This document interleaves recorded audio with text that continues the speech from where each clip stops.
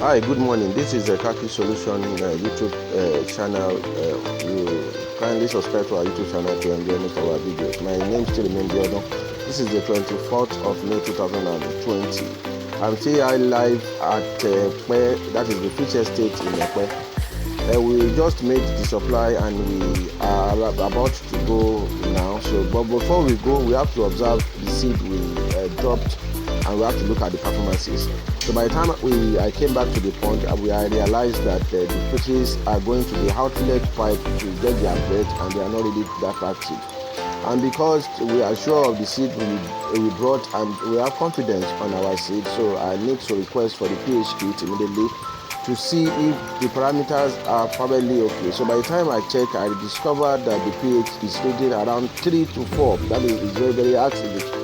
So I'm asking, how do they control the water? I realized they don't do control the water in the rural sector. So I demanded because I understand they use soda ash. So I demanded for the soda ash, because there are a lot of ways you can prevent this. You can prevent it through soda ash, soda bicarbonate. You can prevent it through the artificial, the natural source, which are, if you don't want to use chemical, which are the shells and the rocks. So by the time I checked, because I want it to work on them so that it won't affect the fishes, so I have to mix it with the pond water immediately, because there are two ways you do this. You can put it in the storage tank so that it can be entering through the outlet, or I can direct it so that the fish will not be infected with the congestion that they have, which is the lack of oxygen they are having now, because the fishes cannot breathe well, so they are not doing well in the water.